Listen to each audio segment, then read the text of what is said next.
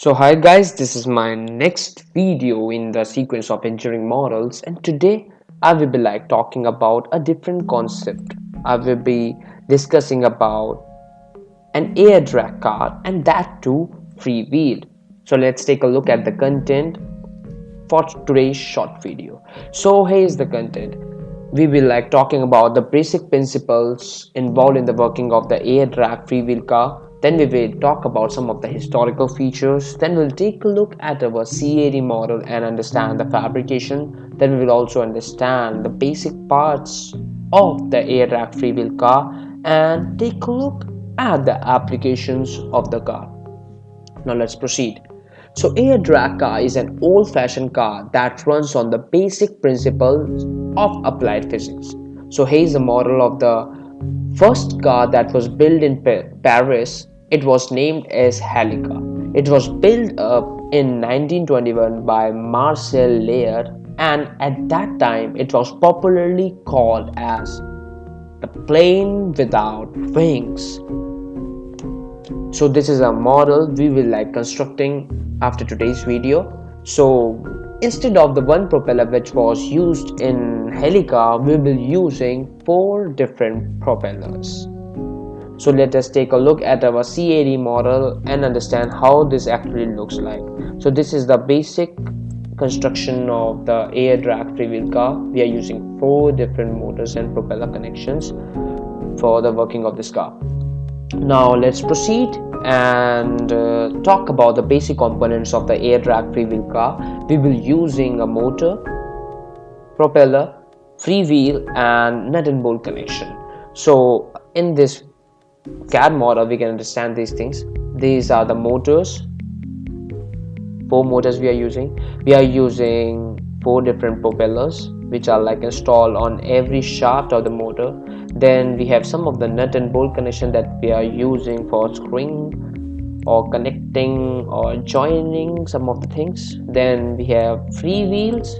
These are the free wheels which are free to rotate in any of the direction. Thus the free wheel car can move in any of the direction it wants. Now let's take a look at our presentation again and proceed further. So these were the basic components we were using in the fabrication of our model. Now let us take a look at some of the terms and the theories and the concepts which actually govern the working of the air drag freewheel car. So we will be talking about the Newton's laws. We will take a look at the Bernoulli's theorem, the air drag force, and we will understand the vector laws to understand the movement control of the car, that is the direction control of the car. So let's proceed with the Bernoulli's theorem. The Bernoulli's theorem states that the summation or the sum of the pressure head in plus the velocity head plus the potential head is always constant. It can be explained by the energy conservation theory and also the work energy theorem, which states that the work done by the fluid is always equal to the change in the kinetic energy plus the change in the potential energy. Thus from this equation we can conclude that pressure is always inversely proportional to the velocity. We will be using this important factor to understand the working of the air drag freewheel car. Now let's take a look what Newton has to say. Newton says that every action has an equal and opposite reaction. This is the second thing we'll be using to understand the working of the car. Now let us take a look at the pictorial diagram of the car and understand how it actually runs. So here is the side view of the car. The air is running in towards the propeller from this direction when the propeller rotates, and it is thrown out by the propeller in this direction. So here's the direction of the air rushes in and air is thrown from this direction. Thus the car moves in the left direction in this picture due to this procedure. Now let us understand the CAD theory and see how it actually works. So let me take a look and let me just change the view and Let us name our motor. This is the north motor, this is actually the south motor, this is east motor, and this is the west motor. So if I am like operating the, let's say, west motor with some RPM, and I am like operating this south motor simultaneously, then we will like getting some movement. So let us understand the Bernoulli's theorem first. So when the propeller moves, it is like moving with some velocity, so the air, when it moves, it creates a low pressure region in this side. As stated by Bernoulli's theorem, it is creating a low pressure region. Thus the air moves from the atmosphere towards the propeller.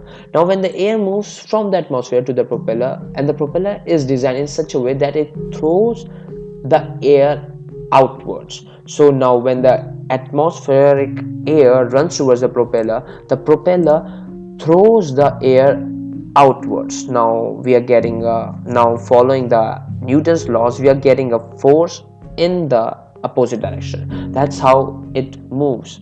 Now we have the free wheel that runs or like can be rotated in all the direction. These free wheels are constructed so that they can be rotated in all directions. Thus this car can be moved in all directions. That's how it goes. Now let's proceed to the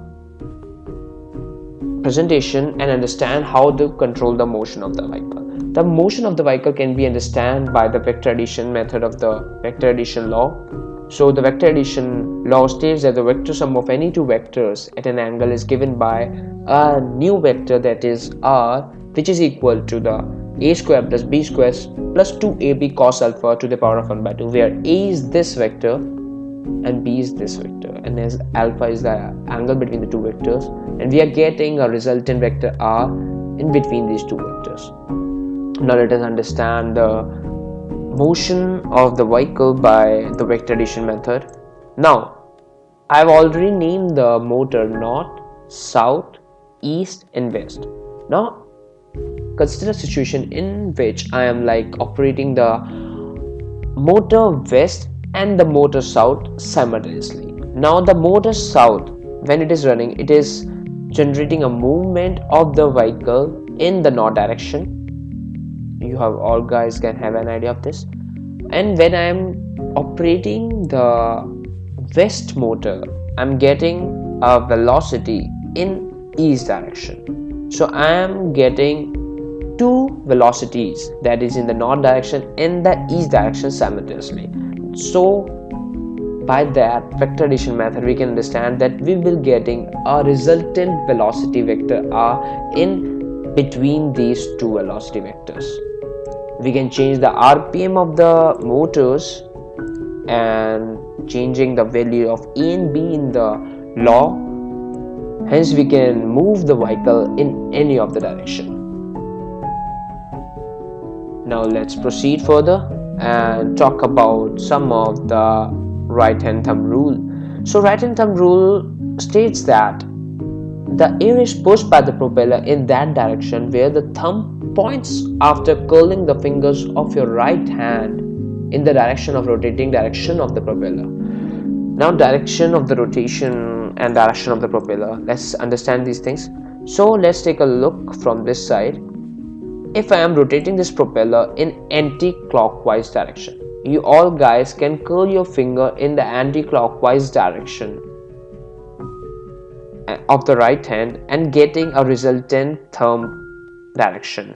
The thumb direction defines the direction of the air pushing outwards. This is how it goes. So now when I am rotating the propeller in clockwise direction, you all guys can curl your fingers in clockwise direction of your right hand and getting a pointing thumb inwards. So this is inefficient, thus we'll like to rotate our propeller in anti-clockwise direction. That's how the right hand thumb rule states that, and similar is the case with the other motors as well. Now after this we will proceed to the equilibrium conditions. So let me first define what is equilibrium. Equilibrium is a condition in which the net external force on any body is equal to 0. Now when I'm talking about the equilibrium, there are two cases arise. That is the static case, which is when a body rests, and dynamic case when the body moves. So in the static case, let me consider an example of that air draft free wheel car. The horizontal forces are balanced because the atmospheric pressure at the left of the car is equal to that at the right of the car. The static equilibrium in the horizontal direction is maintained. And then I'm talking about the vertical direction. The force due to the weight of the car is balanced by the upward force due to the ground. So this was that static condition. Now I'm talking about the dynamic condition in which the friction comes into play. Now let us understand this thing. We will be using the motor with that much RPM that can overcome the friction and move forward. So in this, when the air rushes in from this side and exits from this side, we are getting a force on the vehicle in left direction. The friction comes into play. When the car moves in the left direction, the friction comes and opposes the direction of the motion of the car. That is, the friction acts in the rightward direction when the car moves in the leftward direction. Thus we need to make it as a thumb point that propeller force must be greater than the frictional force acting on the vehicle. Now that frictional force can be calculated by using the formula, that is coefficient of friction, that is based on the material we are using on the floor or of the car into the weight of the vehicle. That is the frictional force, and that must be overcome by the propeller force. Now let us understand by a CAD model. When the car is moving, say in this direction, if I'm operating this propeller and the car is moving in this direction, so the frictional force on these rolling balls of the free wheel will be acting in opposite direction, hence trying to stop the vehicle from the motion. And also the second efficient thing I want to add is that we are using these free wheels, which are like rolling balls over fit in some kind of socket. So these wheels are in contact with the flow for a very short area. Thus the frictional force will act on these balls in very less. The frictional force acting on these balls will be very less. Hence this is how it works. So let us now move forward and talk about the application of the air draft free wheel car. The air draft free wheel car is the concept is totally like the hovercraft, but hovercraft static equilibrium and dynamic equilibrium conditions in the vertical directions are different. So we will talk about those things in the later on videos. So the air draft free wheel car can be used in the shipment carrier. It can be also used in the defense. It can be used as a defense vehicles. So we have understood the basic theories and principle. Now that let's move to the fabrication of the air draft free wheel car. So we will be needing four different similar kinds of motors and four similar kind of propellers for the running of this air draft free wheel car. We will needing some kind of base that can be used as a wooden plywood, and you need to install the motors in similar way that I have done. You can connect all the motors with some kind of battery source. You can use motor with 12 volt motor with 300 rpm, that will be enough. And you can use a motor battery to connect those motors, and that battery to switches. So you have four different switches for four different motors, and you can run your car in every direction you want. That's how it goes. And you're needing four free wheels. You can take a look from the bottom side. 4 free wheels to run your car, and this is how we have to construct this vehicle. Now we have understood the basic theories, principles, and I hope you guys can now construct your own air drag free wheel car. I hope you guys liked my video. If you liked my video, please subscribe my channel. Let's first take a look from all the sides, so you guys can have better idea of how this car actually looks.